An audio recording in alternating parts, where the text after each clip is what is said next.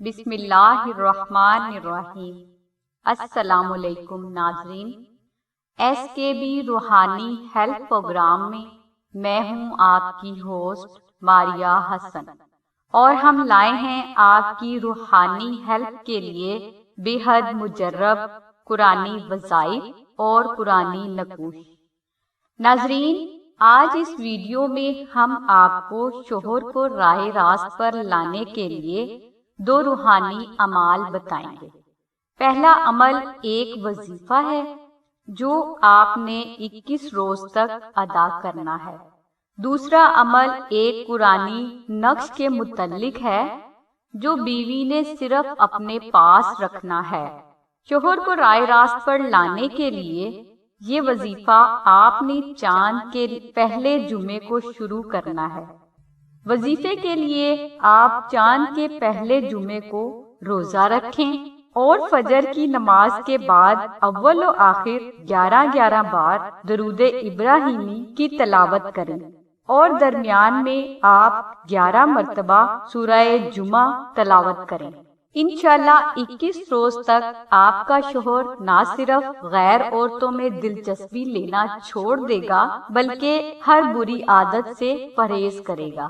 ناظرین، وظائف کی کامیابی کا دار و مدار چند شرائط پر ہوتا ہے جن پر عمل کرنا بے حد ضروری ہے، یعنی اس وظیفے کے دوران آپ کی نماز ہرگز قضا نہ ہو۔ وظیفے کے دوران جھوٹ، غیبت، ریاکاری اور بغض و عداوت سے آپ کو ہمیشہ پرہیز کرنا ہوگا۔ اس کے علاوہ اس وظیفے کے دوران آپ کو ہر اس چیز سے پرہیز کرنا ہوگا جس سے منہ سے بدبو آئے۔ ناظرین، اگر میری کوئی بہن ان آسان شرائط پر کسی وجہ سے عمل نہ کر سکتی ہو تو وہ اپنے شوہر کو راہ راست پر لانے کے لیے آستانہ سے وہ لوح اسم اعظم منگوا کر اپنے پاس رکھے جو رمضان شریف کے آخری جمعہ کو تیار کی گئی ہو، اور اس پر اسم اعظم کا عمل بھی مکمل پڑھا گیا ہو۔ انشاءاللہ اس لوح اسم اعظم کی برکت سے آپ کا شوہر آپ کی محبت میں ایسے مبتلا ہوگا کہ آپ خود حیران رہ جائیں گی۔ ناظرین، اسی لوح اسم اعظم کی برکت سے آپ کا شوہر آپ کا ایسا دیوانہ ہوگا کہ یہ 1 منٹ کے لیے بھی آپ کے بغیر نہ رہ سکے گا۔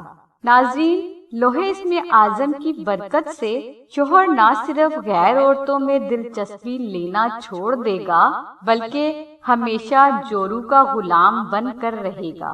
ناظرین، لوح اسم اعظم کی برکت سے آپ کا شوہر آپ کی ہر بات کو حکم سمجھ کر مانے گا۔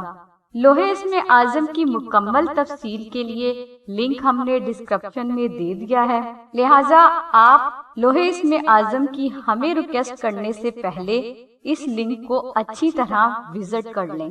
اس کے بعد ہی لوح اسم اعظم حاصل کرنے کے لیے آپ ڈسکرپشن میں دیے گئے نمبرز پر رابطہ کریں۔